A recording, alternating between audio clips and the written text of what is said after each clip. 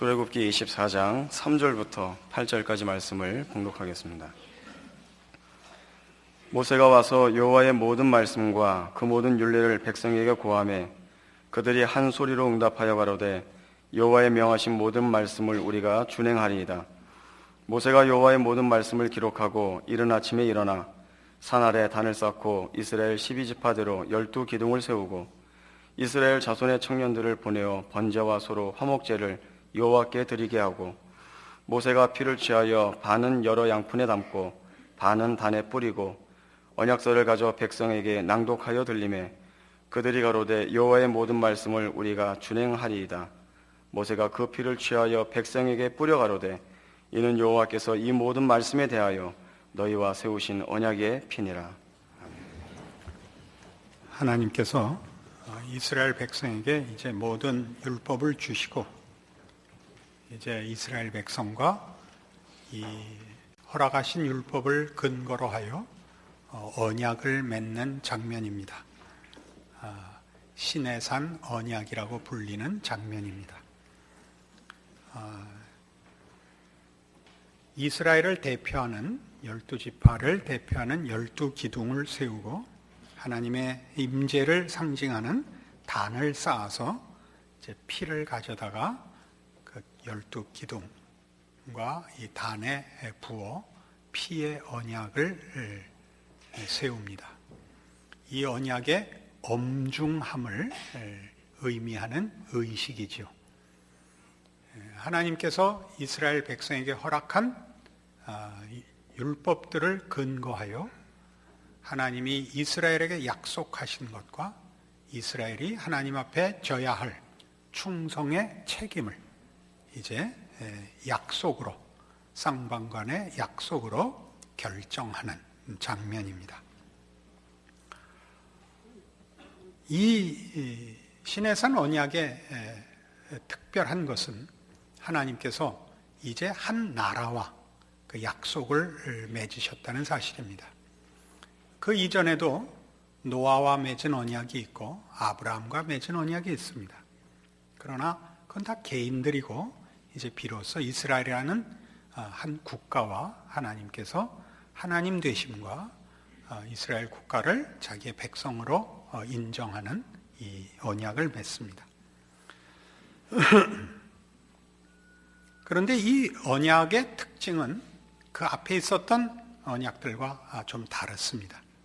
우선 이 언약은 인격적인 언약으로 그 특징이 대표됩니다. 하나님과 이스라엘 간의 인격 대 인격으로의 언약으로 율법을 내용으로 삼고 있지만 약속의 내용으로 삼고 있지만 그 율법이 사법적인 조건이 되거나 또는 어떤 도식적인 조건이 되질 않고 율법이 가진 바 내용이 인격 관계로서 사용되고 있습니다. 인격적인 관계로 사용된다는 것은 이 약속이 하나님이 이스라엘 백성에게 하신 약속, 인격과 인격 사이의 약속으로서 기능하고 이스라엘 백성의 책임도 하나님에 대한 신자의 충성으로 이것이 약속이 됩니다. 그건 무슨 말이냐 하면 우리가 앞장들에서 하나님이 허락하신 율례들을 생각할 때 특별히 대표되는 십계명을 통하여 확인했듯이 하나님이 이스라엘 백성과 맺은 이 인격적 약속의 내용이 되는 또는 조건이 되는 율법의 내용들은 하나님의 어떠하심에 대한 것들이었습니다.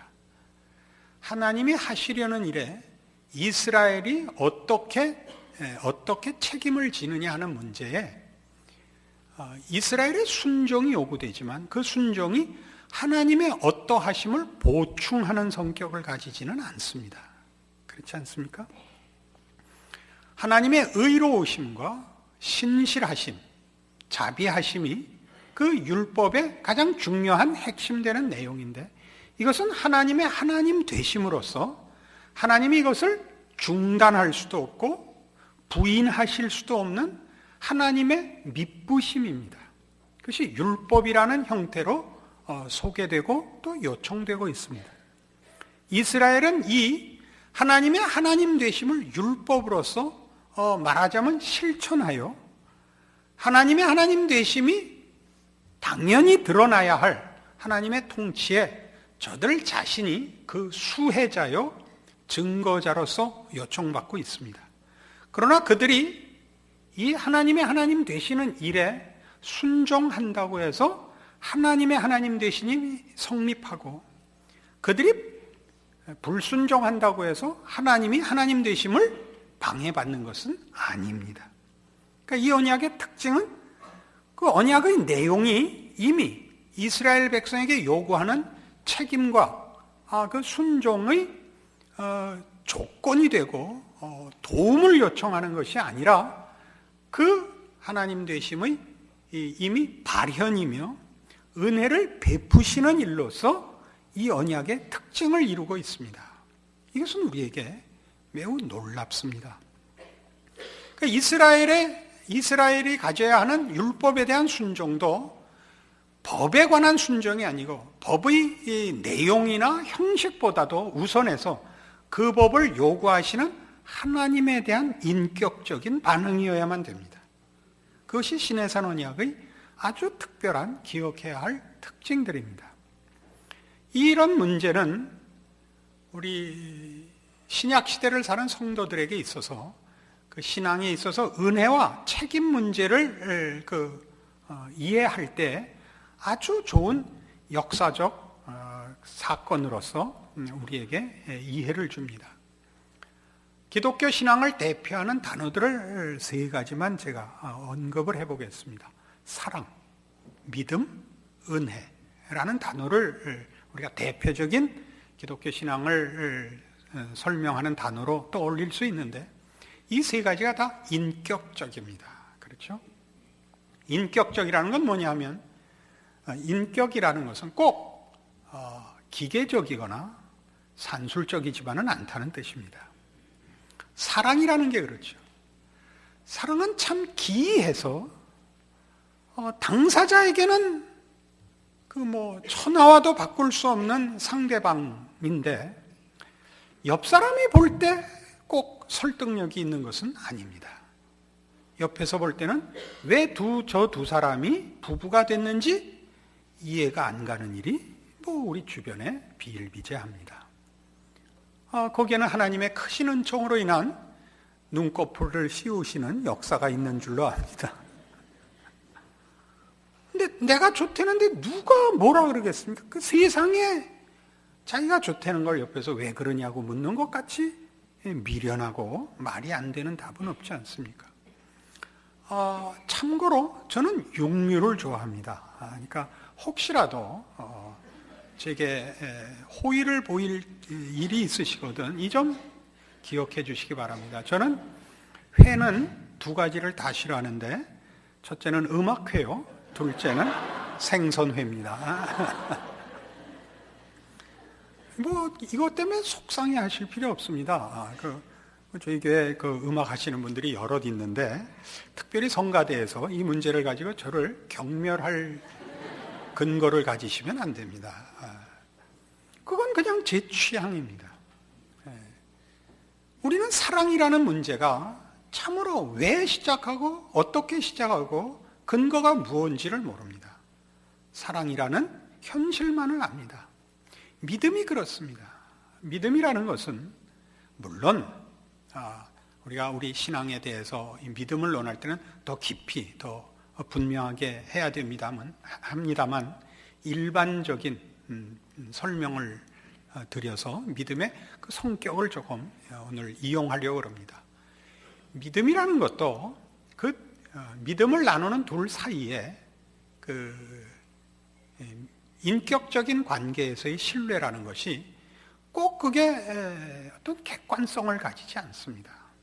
여러분, 가장 친한 친구, 믿을 수 있는 친구가 누구냐 보시면 대부분은 고등학교 때 친구거나 동네 친구가 많습니다. 그 이유는 그들이 남보다 더 나아서가 아니라 여러 면에서 인격적으로나 유용성에 있어서 나아서가 아니라 오래 사귀어서 그렇습니다. 오래 사귀어서 서로를 이해하기 때문에 친구가 되고 신뢰를 주고받는 관계로 오게 되는 것입니다.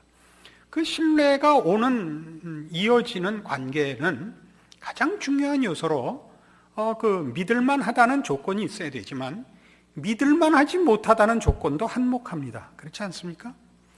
미운정이 들어야 된다는 거 아시죠? 고등학교 친구들이 왜 오랫동안 그 친구로 남느냐 하면 그때는 싸우고 서로 안 볼 수가 없기 때문에 그랬죠. 같은 반에 있는데 계속 그 적대감을 가질 수는 없으니까 싸우고 화해하고 싸우고 화해하다가 그만 나중에 넘어가게 되는 겁니다. 나도 오죽하면 개고기겠어. 개고기라는 말을 저는 상당히 맛있는 육류를 표현하는 것으로 이해하고 있습니다. 그러나 시중에서는 그게 상종 못할 사람이다 할 때 개고기라 그러죠. 앞에 아마 미친 자가 생략 됐겠죠. 믿음이 그렇습니다. 믿음이란 이렇게 딱 부러지게 수학적으로 증명하고 정리하고 할 수 있는 것이 아닙니다. 은혜는 더하죠. 은혜란 자격이 없는 자에게 베풀어지는 호의와 복입니다. 이런 모든 것들은 말하자면 인격 사이에서 일어나는 일로서 신의 산 언약이 우리에게 보여주는 것은 하나님이 우리에게 요구하시는 신앙적인 순종이라는 것이 그것을 조건으로 하여 하나님 되심을 계속하시거나 중단하시겠다는 뜻으로는 요구되지 않습니다. 하나님은 영원하시며 진실하시며 자신을 부인할 수 없습니다. 순종을 하는 것은 하나님을 보충하고 우리가 불순종하여 하나님을 회방하는 것이 아니라 순종하는 것이 하나님의 하나님 되심을 수용하여 누리는 복이고 불순종하면 하나님의 하나님 되심을 혼자 외면해서 혼자 손해보는 짓이고 정도가 될 것입니다. 그러나 이렇게 얘기하는 것으로 여러분이 하나님의 은혜와 하나님의 진실하심을 빙자하여 여러분의 책임을 약화시켜서는 안 됩니다. 그것은 지금 얘기한 대로 손해이며 이제 조금 있다가 확인해 보겠습니다만 우리를 통하여 일하시려는 하나님의 일하시는 손길로서의 책임을 외면하는 것이기 때문에 조금 더 귀한 의미의 책임이 있습니다. 그래서 이 일들은 이 신의 산 언약에서 설명되고 있는 이 하나님의 하나님 되심이 우리에게 요구하는 충성과 순종의 내용으로 이미 들어있어서 이 언약은 사실 하나님 홀로 하신 언약이며 이루실 언약이며 우리는 그 요구받는 순종과 책임이라는 것이 복으로서 허락되어 있어서 쌍방간의 약속으로 되어 있지만 둘 사이의 그 관계가 굉장히 긴밀하게 신비롭게 연결되어 있다는 것을 거듭 성경이 증언하고 있습니다. 이 신의 산 언약의 보다 본질적인 중요성은 이제 이것입니다. 출애굽기 19장에 가시면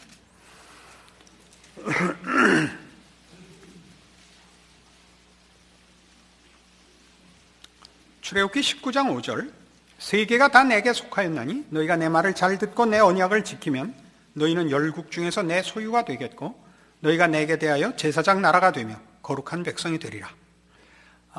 이 무슨 말씀이냐 하면 하나님이 이스라엘 백성에게 하나님이 되고 이스라엘 백성은 그의 백성이 된다 하는 것인데 조건절로 너희가 내 말을 잘 듣고 내 언약을 지키면 이라고 되어 있습니다. 아까도 살펴본 바와 같이 이런 조건들은 그것이 있어야만 무엇이 성립하는 이런 조건으로서보다 하나님의 목적하심과 뜻하심의 그 진정성, 의지에 더 초점이 있습니다. 그럼에도 불구하고 이 5절과 6절에 있는 말씀은 이것이 조건절입니다. 이것이 왜 조건절로 등장하느냐 하면 이게 지금 출애굽기 19장이니까 출애굽기가 이 앞에 18장이나 있지 않았습니까? 그렇죠? 거기에 무슨 사건이 있었습니까? 하나님이 이스라엘을 애굽에서 구원해 내사 지금 시내산까지 인도하여 내신 사건이 앞에 있습니다.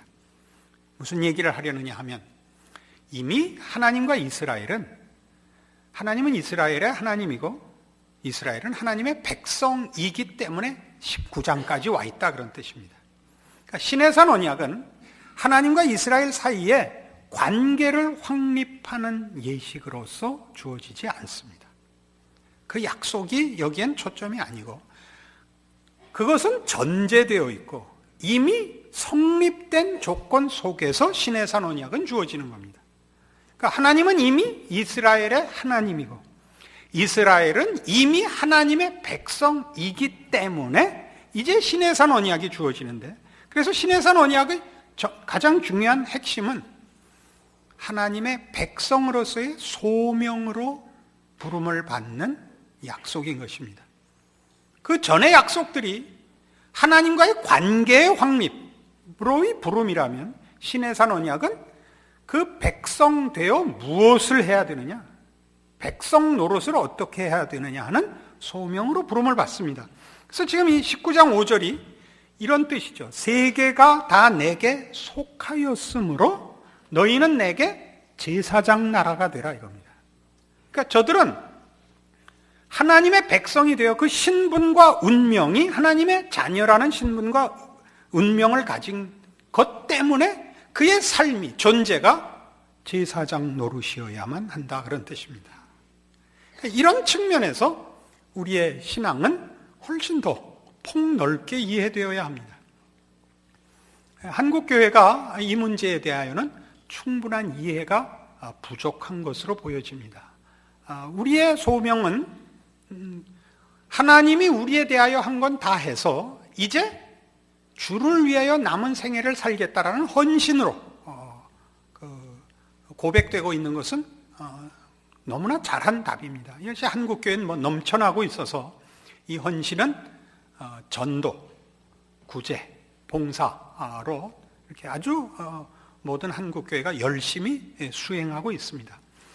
그러나 우리가 시내산 언약을 보면 하나님이 허락하신 율법들, 네 이웃의 것을 탐내지 마라, 살인하지 마라 라는 그 요구들로 대표된, 그래서 예수님이 나중에 그 요점을 요약하기를 첫째는 네 마음을 다하고 뜻을 다하고 성품을 다하여 주 너의 하나님을 사랑하라, 둘째는 이와 같으니 네 이웃을 네 몸같이 사랑하라 로 묶으신 것 같이 이것은 이제 하나님의 백성된 자의 그 받는 통치와 그 내용에 있어서의 전혀 다름의 발현이어야 됩니다. 우리의 다름은 하나님 없는 자들이 세상 속에서 세상에 썩어질 것으로 그 내용과 원리를 또는 방법을 가지는 것과 달리 생명과 진리로 부름을 받은, 그래서 의와 거룩으로 부름을 받은 자들의 다름과의 구별로서 이 세상 앞에 우리의 존재와 삶이 하나님 앞에 쓰여져야만 되는 책임이 있습니다. 이것은 특별한 일로서이기보다 본질적으로 하나님의 백성으로 거듭난 자가 가지는 그 생명과 진리와 의와 거룩에 관한 존재론적, 내용적 차이가 만들어내는 구별입니다. 그것을 성경은 우리 신자들을 가르쳐 빛과 소금이라 그러는 것입니다. 그러니까 우리는 하나님을 모르는 불신자들과 동일한 삶의 정황 속에서 그 삶을 해석하고 그 삶에 대하여 반응하는 그 기준과 원리와 내용에 있어서 하나님으로부터 받은 이 생명, 진리, 의, 거룩이라는 내용, 방향, 기준을 가진 자로서 극명하게 구별이 됩니다. 우리는 기독교가 가지는 신앙적인 실천을 무슨 사회 정의나 국가적 차원에서 또는 역사적 차원에서 그 책임이 있다는 말을 듣습니다. 그건 사실입니다. 우리는 사회 정의나 국가와 역사에 대한 책임을 지고 있습니다. 그러나 그것이 신앙이라는 내용을 보다 명분 있는 그리고 보편적 설득력이 있는, 믿지 않는 자들도 이해하고 공감할 만한 가치로 전환해서 대체하는, 신앙을 대체하여 기독교를 모든 세상 앞에 공감을 얻어내려는 식으로 사회 정의나 국가와 역사에 관하여 얘기하는 것을 거부합니다. 우리는 우리의 다름이 결국은 우리가 사회적인 존재이고 한 국가에 소속되어 있고 한 시대를 살기 때문에 우리가 속한 시대와 사회와 그 상황 속에서 나에게 통치되는 하나님의 통치의 손길이 우리가 만나는 삶의 전 정황에 대하여 다르게 반응하고 다르게 내용 짓고 다르게 목적하는 것들로 인하여 사회적, 시대적 영향을 가지며 책임을 진다고 믿습니다. 여기에 말하자면 우리가 가져야 하는 신앙적 책임이 말하자면 순종으로 가야 될 책임이 분명해집니다. 소돔 고모라를 멸하러 오신 하나님이 아브라함과의 대화 속에서 결국 10명의 의인으로까지 그 조건이 완화됩니다.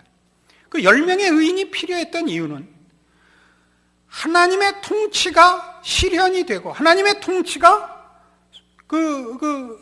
시행이 되는 손길로서 의인이 어느 공동체에든지 있다면 하나님은 그를 통하여 그 공동체와 그 시대에 은혜를 베푸시며 기적을 이루실 수 있습니다. 그러나 그런 최소한의 하나님의 손길을 수정될 자가 없다면 그건 그냥 시체의 무더기에 불과한 것입니다. 그건 덮어버릴 수밖에 무슨 방도가 없다는 뜻이 됩니다. 우리의 책임은 크죠. 우리가 물론 그런 열심을 낼 수 있습니다. 어느 곳에 예수 믿는 사람들이 다 함께 모여서 나라를 위하여 기도하고 세계 평화를 위하여 기도할 수 있습니다. 그러나 그것은 우리가 실제적인 우리의 책임을 한 것의 연장에서 나타나야지, 아까도 얘기한 것처럼 개인이 져야 하는 하나님의 기적의 손길이요, 하나님의 하나님 되심이 표현되는 존재로서의 자기 자리매김을 놓쳐서 그것을 대체하는 것으로 하나의 이벤트로 주어지는 것은 그건 기만입니다. 그건 위선입니다. 여러분들의 신앙 현실을 그래서 한번 점검해 보십시오.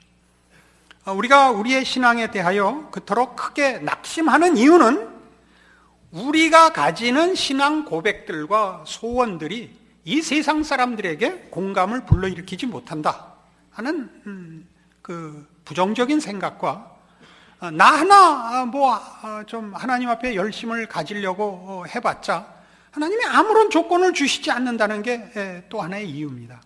여러분에게 발언권을 주고 그 사람들의 시선을 끌만한 어떤 지위나 특별한 은사를 줘야 된다고 생각하는데 그것은 전혀 성경이 얘기하는 바와 다릅니다.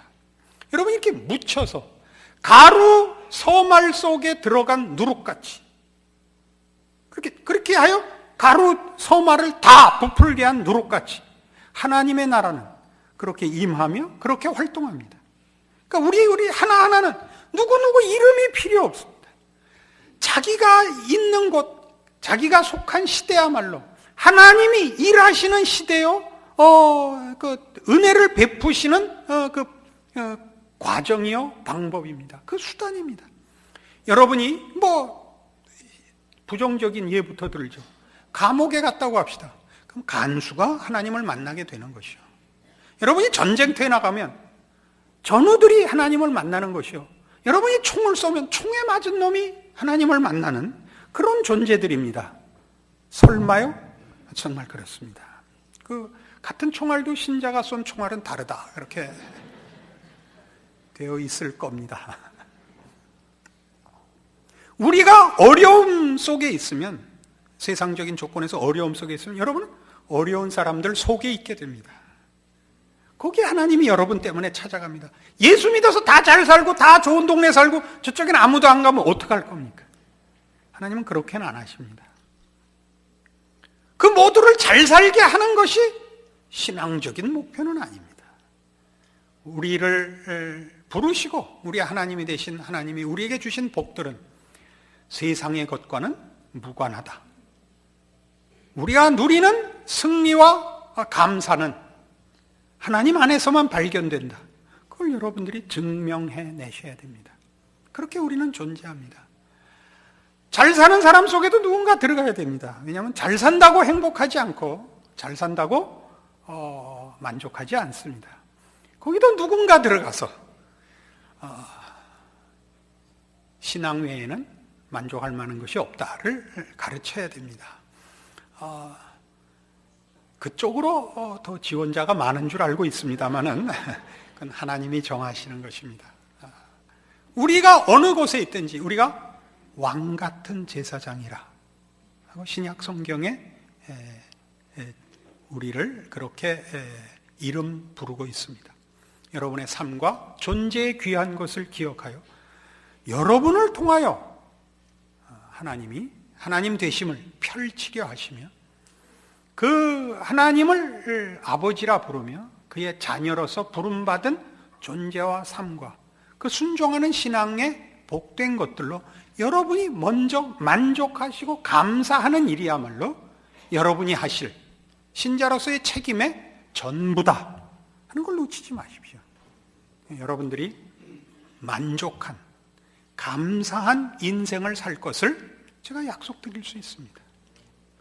이런 신앙인으로 세상 속에서 하나님의 사람으로 열심히 살다가 주일날 기쁜 마음으로 전에 나오는 그런 신자의 삶을 누리는 앞으로의 여러분의 남은 여생이 되기를 바랍니다.